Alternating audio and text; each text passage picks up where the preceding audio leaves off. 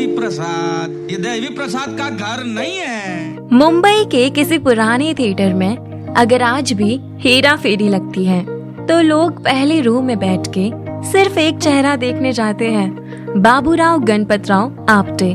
उनका चश्मिश लुक, उनके बोलने की अदा और उनके डायलॉग्स जो आज मीम्स बन चुके हैं। हेलो बाबूराव है? नहीं, देवी प्रसाद है, बोल। लेकिन क्या आप जानते हो कि यही बाबूराव कभी साउथ की एक्शन फिल्म्स का डेंजरस विलन भी था। ये कहानी है एक ऐसे आर्टिस्ट की जिसके लिए एक्टिंग कोई चॉइस नहीं थी, वो उनका वजूद बन गया। परेश रावल नाम छोटा सा, पर काम ऐसे कि बॉलीवुड के किसी भी दौर की बात हो और उनका जिक्र ना हो, ये मुमकिन नहीं। मैं हूँ शालिनी और आप देख रहे हैं इंडियन फिल्म हिस्ट्री, और आज हम जानेंगे परेश रावल के जिंदगी का सफर। कैसे गुजरात के एक छोटे से गांव से लेकर बॉलीवुड के ग्लैमर तक, विलन से लेकर लेजेंड तक और बाबूराव से भारत रत्न तक।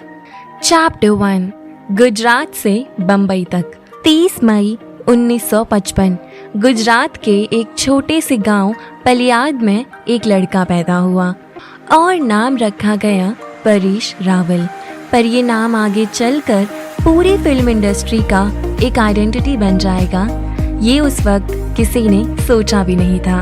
मैं तेजा हूँ क्योंकि मेरा नाम भी तेजा है। तेजा मैं हूँ, सफेद राम हूँ, मैं तेजा हूँ यार। परेश रावल ने स्कूलिंग के बाद ग्रेजुएशन किया Narsee Monjee college of commerce and economics Mumbai से।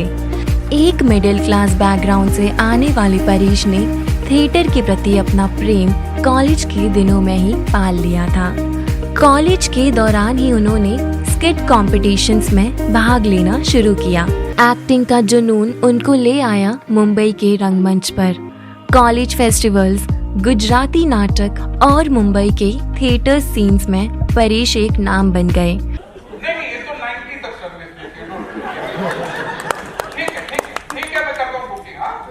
और फिर एक दिन उन्होंने डिसाइड किया अब बड़े पर्दे की तरफ कदम बढ़ाना है। जब परेश सिर्फ 22 साल के थे वो परमानेंटली मुंबई शिफ्ट हो गए। मैं समझता हूँ कि हर बच्चा शरारती होता है, अटेंशन सीकर्स होता है और कुछ खूबियाँ होती है हर बच्चे में। और तब शुरू हुआ उनका असली फिल्मी सफर। चैप्टर 2, पहली नौकरी और पहली कमाई। परेश रावल ने एक बार बताया था कि उनका पहला पेमेंट सिर्फ 5 रुपए का था, एक ड्रामा में काम करने के लिए, जब वो सिर्फ 15 साल के थे। जब उनसे पूछा गया कि क्या तभी उन्होंने एक सुपरस्टार एक्टर बनने का फैसला किया, तो वो हंसकर बोल पड़े कि इसमें सोचना नहीं पड़ता, मेरा सपना एक सुपरस्टार बनना ही है। परेश ने अपने जीवन में कभी भी पॉकेट मनी नहीं ली। कॉलेज के बाद परेश ने बैंक ऑफ बड़ौदा में काम किया, लेकिन वो सिर्फ 3 दिन ही काम कर पाए। उन्होंने कहा कि वहाँ का माहौल मेरे लिए था ही नहीं। उस समय उनकी गर्लफ्रेंड, जो बाद में उनकी पत्नी बनी, स्वरूप संपत, उनकी फाइनेंशियल हेल्प करती थी। चैप्टर 3, थिएटर से फिल्म तक का सफर। जनगणना के लिए आपसे कुछ सवाल पूछने हैं। आपकी शादी हुई है? नहीं। आपके कितने बच्चे हैं? बेशरम। परेश रावल का फिल्मी करियर गुजराती फिल्म नसीबनी बलिहारी 1982 से शुरू हुआ। पहली हिंदी फिल्म थी होली 1984, जिसमें आमिर खान भी थे। लेकिन असली पहचान मिली सनी देओल के साथ अर्जुन 1985 में। फिर आई नाम 1986, जिसमें परेश रावल ने एक पावरफुल रोल किया। रोटी, कपड़ा और मकान, तीनों चीजें ईमानदारी के साथ एक साथ नहीं मिलती। उसके बाद तो जैसे सिलसिला ही बन गया। 80s और 90s में उन्होंने विलन और माफिया जैसे रोल्स में धमाका कर दिया। चैप्टर 4, कॉमेडी का नया रंग। तेजा बाबूराव और OMG। 1994 में आई कल्ट कॉमेडी अंदाज अपना अपना, क्या तेजा मैं हूँ, अबे तेजा मैं हूँ। जिसमें परेश रावल ने डबल रोल किया तेजा और राम गोपाल बजाज का। लेकिन ये फिल्म बॉक्स ऑफिस पर एवरेज रही, लेकिन परेश के डायलॉग्स और अंदाज लोगों के दिल में बस गया। 2000s में आई वो फिल्म जो उनका करियर बदल गई, हेरा फेरी। चल निकल, ये क्या कर रहा है? आप एक लफ्ज भी मत बोलिए। एक लफ्ज? कौन सा लफ्ज? बाबूराव गणपतराव आप्टे एक चश्मिश, हमेशा कंफ्यूज रहने वाले लेकिन दिल के साफ परेश रावल ने इस रोल में कॉमेडी का एक नया लेवल सेट कर दिया।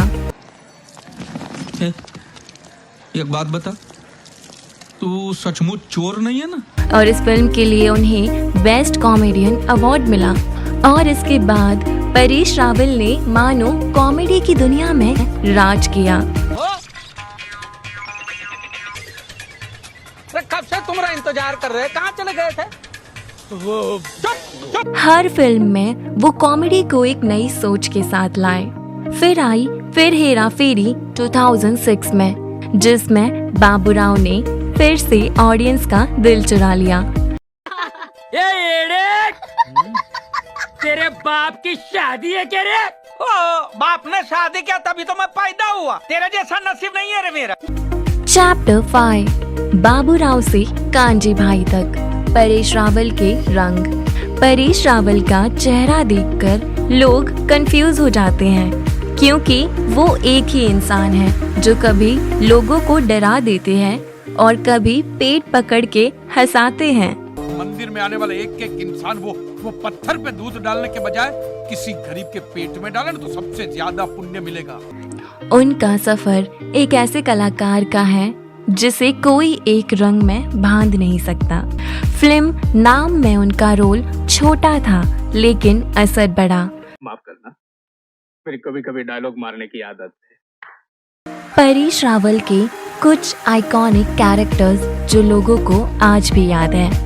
कांजी भाई इन OMG, ओ माय गॉड, एक रैशनलिस्ट जो भगवान से सवाल करता है, एक आम आदमी के रूप में आस्था और सिस्टम के बीच की लड़ाई को स्क्रीन पर लाए। इन लोगों की सुरक्षा की जिम्मेदारी तुम्हारी। सरदार वल्लभ भाई पटेल इन सरदार, जब उन्होंने आयरन मैन ऑफ इंडिया का रोल किया तो लोग भूल गए कि ये वही एक्टर है जिसने बाबूराव बनकर सबको हंसाया। My house also, my father and my uncle were a huge fan of Sardar Patel. Not even Gandhi or Nehru, they only like Sardar Patel. Sunil Dutt इन संजू, उनकी परफॉर्मेंस ने सबको रुला दिया। सुनील दत्त का किरदार उन्होंने इस कदर निभाया जैसे कि वो उस किरदार को जी रहे हो। क्या हुआ डैड? कुछ नहीं, आज लाइफ में दूसरी बार तूने खुशी से रुला दिया। चैप्टर 6, स्वरूप के साथ परेश रावल की प्रेम कहानी। परेश रावल की जिंदगी में भी एक ऐसी कहानी थी, उनकी प्यार भरी दास्तान स्वरूप संपत के साथ। ये बात उन दिनों की है जब परेश रावल अभी फिल्मी इंडस्ट्री में नए थे और थिएटर की दुनिया में अपना नाम बना रहे थे।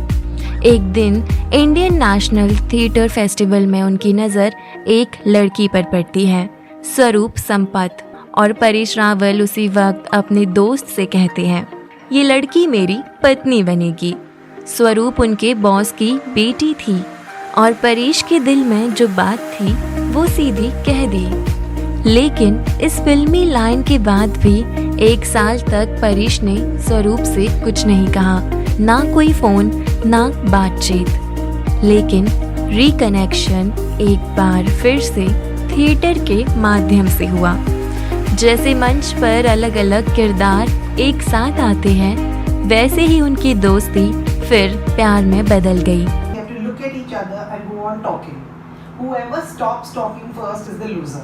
परेश चाहते थे कि पहले उनका करियर थोड़ा सा स्टेबल हो जाए, इसी वजह से उन्होंने अपनी शादी 12 साल तक पोस्टपोन की।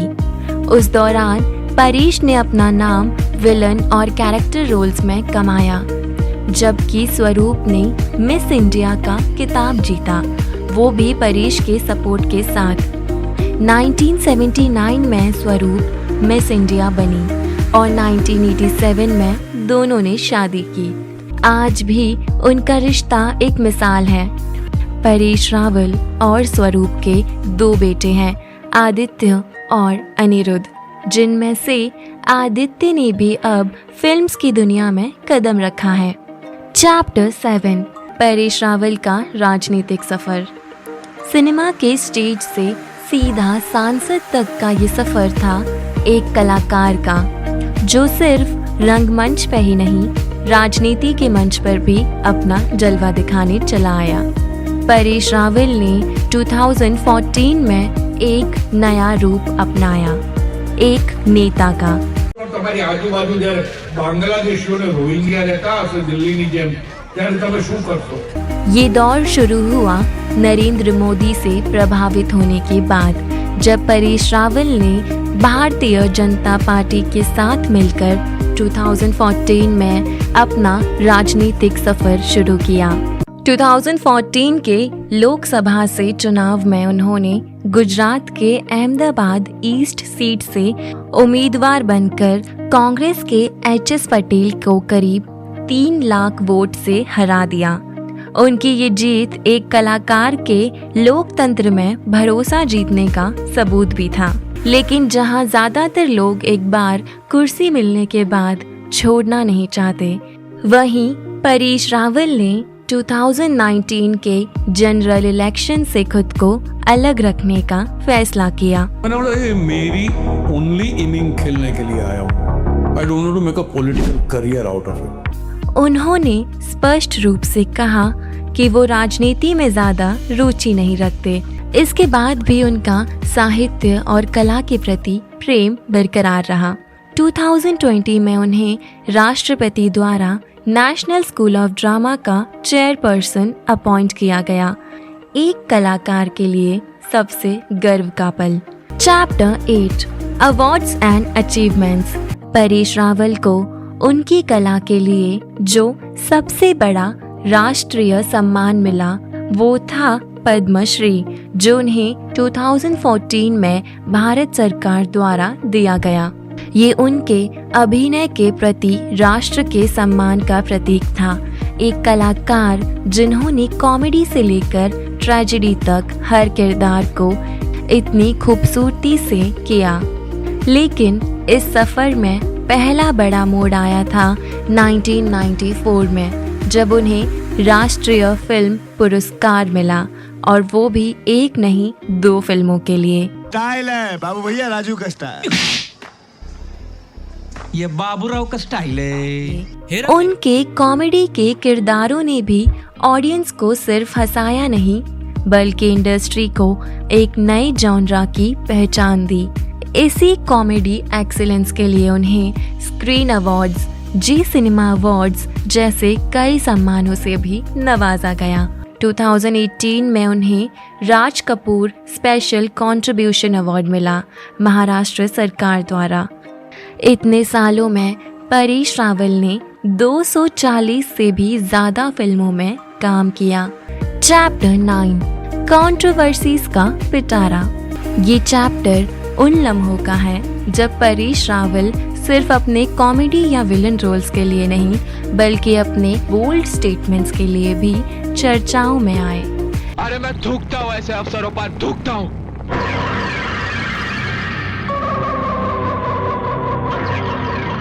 मैं थूकता हूँ तेरी सूरत पे। 2017 में भी उनका एक ट्वीट काफी आग बनकर फैला, जिसमें उन्होंने लिखा कि राइटर अरुंधति रॉय को कश्मीर में आर्मी जीप पर भान देना चाहिए था, स्टोन पेल्टर की जगह। ये बात उन्होंने इंडियन आर्मी के खिलाफ दिए गए रॉय के कमेंट्स के रिस्पॉन्स में कही थी, लेकिन इस ट्वीट ने उन्हें काफी ब्लैकलिस्ट दिखाया। बॉलीवुड के कुछ लोग भी उनके खिलाफ खड़े हो गए। फिर आई एक और बात जो काफी अजीब लगी फैंस को भी। रावल ने एक बार इंटरव्यू में बताया कि उन्होंने अपनी पुरानी नी इंजरी के लिए अपना यूरिन पिया था। उनका कहना था कि एक्शन डायरेक्टर वीरू देवगन ने उन्हें ये हेल्थ रेमेडी सजेस्ट की थी। ये बात काफी वायरल हुई, मीम्स बने, लेकिन परेश जी अपनी बात पर खड़े रहे। 2025 में हेरा फेरी 3 से उनके एग्जिट ने भी फैंस को सैड कर दिया। अक्षय कुमार की प्रोडक्शन कंपनी ने उनके ऊपर 25 करोड़ का लीगल नोटिस भेज दिया उनके अनप्रोफेशनल बिहेवियर के लिए। 2024 में परेश रावल ने एक बात और कही थी कि जो लोग वोट नहीं करते उन पर फाइन या एक्स्ट्रा टैक्स लगना चाहिए। उनका कहना था डेमोक्रेसी सिर्फ राइट नहीं जिम्मेदारी भी होती है, लेकिन ये आइडिया सबको हजम नहीं हुआ। तो ये थे कुछ ऐसे पल जब परेश रावल हेडलाइंस का हिस्सा बने। चैप्टर 10। परेश रावल की एक्टिंग जर्नी पूरी तरह ब्लॉकबस्टर रही। उनकी फिल्मोग्राफी में जुड़ी है 267 फिल्मों की कहानी, जिसमें से उन्होंने लगभग हर बड़े और छोटे एक्टर के साथ काम किया। उनका टॉप को स्टार्स के साथ कोलैबोरेशन। अरे बाबा, तो अभी रात को किधर चोर की तरफ भटकेगा, सुबह में जा। मैं सिर्फ चावल बनाऊंगा। अक्षय कुमार के साथ 22 फिल्में, संजय दत्त के साथ 12 फिल्में, अनिल कपूर के साथ 11 फिल्में, जैकी श्रॉफ, अमिताभ बच्चन, मिथुन चक्रवर्ती सबके साथ 10 फिल्मों में नजर आए। लेजेंड एक्टर नसीरुद्दीन शाह के साथ 8 फिल्में, और एक्टर्स की लिस्ट काफ़ी लंबी है, जिसमें से उन्होंने 200+ एक्टर्स के साथ काम किया है। प्रोड्यूसर के रूप में भी उन्होंने अपना पैशन दिखाया। परेश रावल ने शूटिंग के आगे बढ़कर प्रोड्यूसिंग में भी पूरा हाथ आजमाया। उन्होंने प्रोड्यूस किए वेलकम होम, OMG, लागी तुझसे लगन, जीवन साथी, हमसफर जिंदगी के।